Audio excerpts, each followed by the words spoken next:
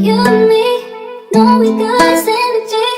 What we need, come with me, baby, let's get it. That coffee and the cream together.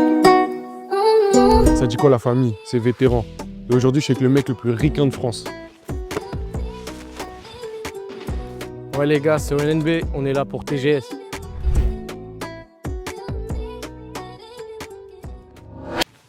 Ça va quoi, Bro, tout Pas le de monde, moment là. Ça me fait grave plaisir que tu sois là. Avec plaisir. On est là, mon gars. BPGF, c'est là. Ouais, toujours. Toujours. Mais mon gars, fais-moi un petit récap là, de la carrière là. Ah, tu connais, hein, au début de basket, moi j'ai commencé ici, 93, donc au Lila. Ouais.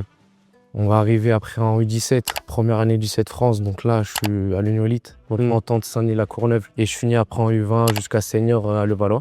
Ouais. Et là, la première année où je reviens dans mon club d'enfance, donc ici au Lila, hein, où on est. Et là, quand tu penses au basket, c'est quoi le premier souvenir là qui te vient en tête? Je te dirais très jeune, U13, U15, donc 13-14 ans. C'était vraiment le gros tournoi à l'époque, c'était Noisy-Grand. C'était vraiment, genre on attendait ça, vraiment le week-end. C'était le tournoi de la saison. Et vraiment des très bons souvenirs, on se regroupait, très bonne équipe on avait en plus, donc vraiment très bons souvenirs à Noisy-Grand. Et moi, je te mens pas, je suis pas du tout un basketteur. Ouais. Mais j'avoue, ça doit faire plaisir quand même de faire des... Après, en vrai, un peu plus vieux, tu vois, j'ai ma première année où j'accède en U17 France. Parce qu'à cette époque-là, jusqu'à U15, je connu que de la région.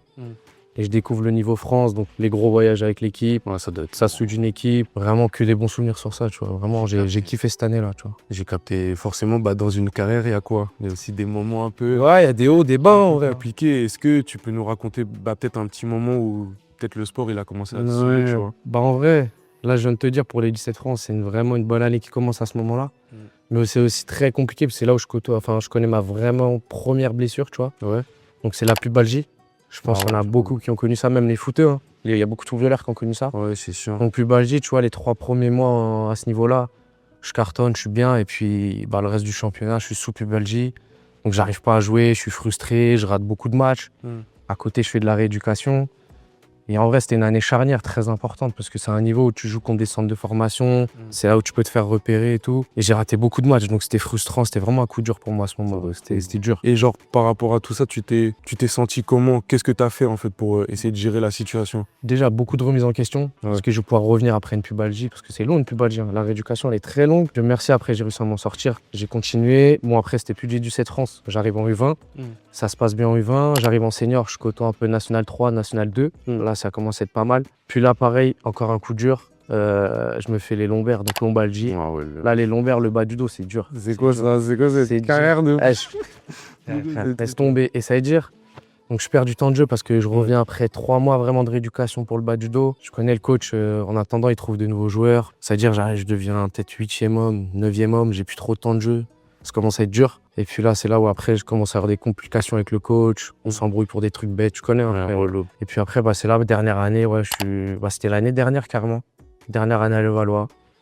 Et puis là, je me retrouve ici pour le plaisir avec des potes à moi. Je reviens jouer au Lila dans le 93. J'ai capté. De toute façon, tant que tu prends du plaisir, c'est le plus important. Franchement, c'est le plus important. Pour moi, c'était le plus important. Là, à l'âge où j'arrive, c'était le plus important, c'était prendre du plaisir. Hein. Je peux me prendre la tête. Si t'avais le petit Xav en face de toi, celui qui n'a pas encore de full de tatouage là, tu lui dirais quoi? Ou alors qu'est-ce que tu aimerais changer dans ta carrière? Si vraiment je devais changer un truc plus jeune, c'est aller me montrer plus tôt dans ma carrière de sportif, plus tôt dans d'autres clubs, tu vois, aller faire des détections. Quand j'avais 14-15 ans, c'était le moment où j'aurais dû me bouger, tu vois, et j'osais pas, peut-être par timidité, par un peu manque de confiance. Tu vois, tu es jeune, t'oses pas, t'as peur de te faire recaler. Donc je pense qu'il y a beaucoup de ça.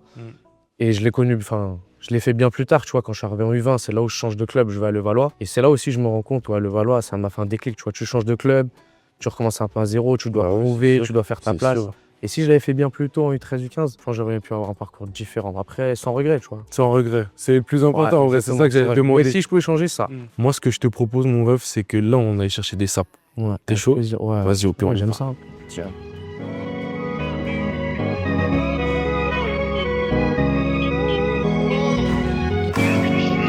Pousse-nous, fais vite, mon frère. Va, mon frère. Oui. On est là. T'es prêt pour le shopping? Ouais, bien sûr, on est là pour ça, non? De toute façon, c'est l'heure là. Vas-y, on y va. Let's go.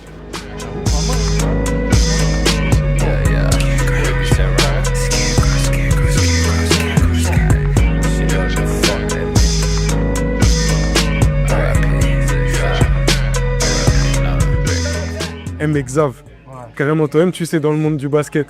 Vous aimez trop être sapé, vous débarquez au match en mode carré, c'est la Fashion Week. Ouais, mais après, c'est le rituel en fait. Ouais, c'est vrai. Genre NBA, avant leur match, t'as le petit couloir, ils sont bien sapés, photos, vidéos. Ouais. Vraiment, c'est le rituel. Et tu vois, moi, qui regardais ça quand j'étais petit à la télé, je pense que ça m'a vraiment influencé, tu vois. Bah ouais, je Après ça, arrivé vers 18-20 ans, je commence à faire mes sous. Donc là, derrière, bah, tu connais, je commence à m'intéresser vraiment à ça. Je commence à regarder les sites, les dernières sorties et tout. Ouais. En vrai, ouais, je pense que vraiment, ça m'a influencé. Mm. Après, j'ai des joueurs que je sais pas si tu vas connaître. Genre Westbrook. Alors, bien c'est sûr. vraiment un bon joueur. Ouais. Et lui, c'était vraiment genre... c'était vraiment son style, il m'a influencé de ouf. J'ai capté, mais même dans les Allen Iverson, t'as capté avec les tresses. Bon, après, Plus à l'ancienne. c'était un autre délire, mais tu vois, les tresses, les tatouages, tout ça, comment il arrivait, c'était une Ouais, je vois de ouf. Ben, je vois d'être m'a influencé de ouf, je crois. Donc, ouais. Non, vraiment.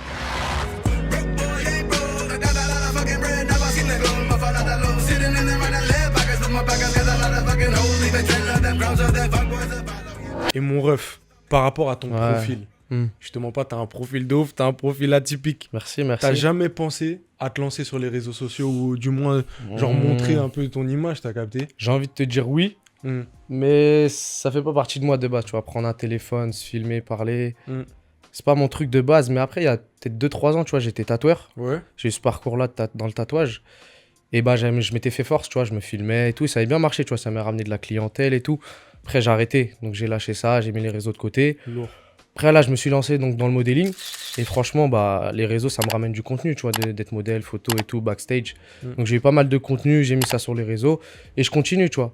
Et puis, même là, par la suite, là, je vais me lancer dans un BPGEPS. Ouais. Potentiellement, je vais être coach sportif. Donc, c'est un truc que je prends en compte pour les réseaux, tu vois. Vraiment me lancer sérieusement. Carrément, t'as parlé du tatouage. Ouais, Mais en vrai, c'est vraiment un truc qui m'intrigue. ouais. Est-ce que ça t'a déjà freiné? Est-ce que ça a déjà eu un frein, genre dans le monde professionnel ou même dans la vie de tous les jours, tu vois, des Ouais. remarques et tout? Bah en vrai, bah tu vois déjà je suis bien tatoué jusqu'au Bah, cou, je visage, vois tout ça, ça, mon c'est beaucoup pour certains. Mm.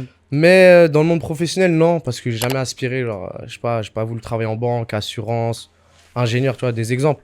Donc ça m'a jamais vraiment freiné. Mais par contre, dans la vie de tous les jours, j'ai plus du jugement, genre des regards, tu vois, dans les transports, il y a un peu de jugement. Mais ça me dérange pas, t'as vu, dans ma propre famille, il y a déjà eu des gens qui m'ont jugé. Mm. Donc en vrai, c'est pas des gens que je connais pas dans les transports qui vont me poser problème. Franchement, je m'en fous, c'est mon kiff. Et je suis comme ça me ressemble, tu vois. J'ai capté. Bah, si t'es cordé avec toi-même, c'est le plus Totalement. important dans Ouais, tous les vraiment, cas. totalement. Et là, tous les tatouages que t'as sur ton Ouais. corps, est-ce que c'est symbolique? Est-ce qu'ils ont une histoire? C'est quoi le thème? En vrai, ouais, après j'ai commencé, j'avais 18 ans, tu vois, à me tatouer. Et on va dire les premiers tatous, tu vois, tu commences, tu connais pas trop le domaine et tout. Mm. Il y avait des significations. Mes premiers, c'est au poignet, date de naissance de mes parents. Mm. Mais après, dans ma tête, je savais très bien, j'allais être rempli. Ah ouais? Je le savais déjà, les deux bras et tout, j'avais Mais cet en objectif-là. vrai, c'est ça à chaque fois. Ouais. T'en Après, commences un et puis tu... c'est ça. En plus, Ouais, surtout bah si oui. t'es satisfait des premiers, t'as envie de continuer, Ouais, tu c'est vois. marrant. Et après, tu vois, je te mens pas, sur le truc de juger, tu vois, quand j'étais dans les transports, en vrai de vrai, ça m'est déjà arrivé, mais c'est innocent parce que c'est des petits, ils sont jeunes et tout. J'étais dans le transport avec mes gars et tout, posé, nanana. Il faisait beau, short, t-shirt et tout, donc très apparent, tu vois, comment je Ouais. suis tatoué et tout. Et là, t'as un petit, il arrive tous à côté de moi, mais tu sentais qu'il s'en rendait pas compte, tu vois. Mm. Il arrive, il commence à me toucher, tout est. Je suis pas à l'aise, moi, je suis dans les Eh transports, ben, je le dingue. connais app et tout. Je vois la Dingue, daronne, elle me dingue, regarde, elle rigole. Et il commence à parler à voix haute, il touche mon bras comme ça, il touche mes tatous. Il dit, ah maman, regarde, il est tatoué de partout et tout. Donc moi, au début, je rigole et tout. Il enchaîne, il dit, eh, c'est moche, maman et tout, nanana. Ah ouais, dingue. T'as vu, moi, Devant je le tout le monde dans regarde, le c'est un métro. petit, avec tout le respect. Mm. Je regarde la maman, je souris. Mais en vrai, c'est bien fini, tranquille, il est parti. Je lui dis, non, t'inquiète et tout, j'ai rien et tout. C'est Et franchement, sûr. c'était pisse, hein. En vrai, Mais c'est c'est- mieux ça. Ça m'est déjà arrivé plusieurs fois, tu vois. Ouais, mais c'est mieux ça que genre un truc de ouf, genre dans le Exactement. monde professionnel. Ouais. ou, Après, j'ai jamais eu ça. Franchement, Ouais, pour bah l'instant, oui, pas c'est de sûr. problème avec le taf. Comme je t'ai dit, hein, j'ai pas d'aspiration à faire des tafs où physiquement, faut être carré. Mm. Surtout, moi, j'ai tatoué là au visage, tu vois. Mais carrément, je voulais juste revenir sur un petit Ouais. point. Mais je sais pas si t'as remarqué, mais tu vois, nous, notre gêné d'avant, en tout cas, moi, ma génération, moi, quand j'étais petit, par exemple, ce truc-là, ça serait jamais arrivé. Ouais. Parce que moi, quand je voyais un mec tatoué, mes frères, je voulais trop lui ressembler. Ouais, parce que t'as vu, moi, mes inspi, exactement. c'était les Lil Wayne, les Exactement. Wiz Khalifa. En vrai, je les ai Khaled, un peu avec le t'as basket, tu vois, la Mm. NBA et tout ça. Comme tu disais, Allen Iverson. Après, il y a des gars, je sais pas si tu connais, Jar Smith, capté. full tatoué, de Bah la ouais, tête aux dingue. pieds. Dingue, Ça veut dire, dingue, moi, je dingue. voyais ça à la télé quand j'étais petit. Je dis, ah, stylé, t'as vu, ça m'intéresse, j'ai envie d'être là-dedans et tout. Donc, ouais. Après, les générations, je trouve, ça évolue beaucoup quand même sur le Mm. tatouage. Tu vois beaucoup de monde tatoué. Tu regardes l'été, les gens, tout le monde a un tatou limite, Ouais, tu vois. c'est vrai, c'est Bon, vrai. peut-être pas autant que moi ou d'autres personnes, Mm. mais je trouve que ça devient normal d'être tatoué. Moi, ça me choque pas, au contraire. Je suis pas là à juger, à me dire, ouais, vas-y, lui, il est différent. Bah Que oui, non, c'est sûr, c'est sûr. chacun sa différence. Des tatouages, ça peut être différent pour certains, c'est mal vu. Mais moi, ça me pose pas de problème, hein, franchement. Et là, du coup, à partir de maintenant, Ouais. qu'est-ce que je peux te souhaiter? Et tu te vois où dans 2-3 ans? Par Bah, rapport à ton ouais. BP ou même par Ouais. rapport à ton image sur les Bah, réseaux? déjà, par rapport au coaching, donc coach sportif, je me souhaite de faire des sous grâce au coaching, tu vois. D'être en place, ouais, vraiment de continuer là-dedans, d'essayer même de, par le coaching, sortir de la France, bouger un peu à l'étranger. Mm. C'est les opportunités qu'il y aura, tu vois, durant l'année et tout. Donc vraiment, que du bonheur, que de la réussite et surtout bah, être épanoui dans son monde professionnel, tu C'est vois. tout ce que je te souhaite. Et bien mon sûr, frère. faire de l'argent, c'est plus C'est important. tout ce- En tout cas, à c'est mes yeux, vraiment- c'est le plus important. Mon gars, là, dans la France de Macron, c'est vraiment tout ce que je te souhaite, mon rêve. Je te mens pas, là, on arrive à la fin de l'interview. Ok, Ok, et vu que c'est toi la star, c'est toi qui as le mot de la fin, mon rêve. ok. Bon, en vrai, hein, comme ce que j'ai pu dire juste avant, tu vois, pour les plus jeunes et tout, en vrai, ça peut être un peu donner de la force, tu vois. S'ils ont envie, en tout cas dans le sport, mais ça peut, même dans le professionnel, tu vois, que ça soit dans le modeling, dans plein d'autres choses, vous posez pas trop de questions, en vrai. Lancez-vous, vous verrez ce qui se passe. Il y aura des rencontres, il y aura sûrement des échecs. On apprend de nos C'est échecs, sûr. tu vois, c'est une phrase qu'on entend partout, mais c'est réel, en vrai. C'est sûr. Si on se lance, c'est là qu'on s'en rend compte si ça va pas. C'est sûr. Il y a des rebondissements dans toute une vie, donc franchement, que du bonheur à tout le monde. Et comme d'habitude, de l'argent, de l'argent, Lourd de de l'argent, de l'argent. Lourd. Obligé. Lourd de ouf, lourd. Bon les gars, c'était Vétéran avec Zav pour TGS épisode 2. Un grand merci à la marque PBD, merci beaucoup pour les sapes. Merci à Soulbox de nous avoir accueillis dans leur store. Un grand merci à mon gars Deya Custom. Les gars, toutes les Tremont sont là-bas. Je vous mets le Insta en description. Merci à Maison Goat. Merci à la boîte de prod Maison Goat. Et on se retrouve pour un prochain épisode. Boum. Story.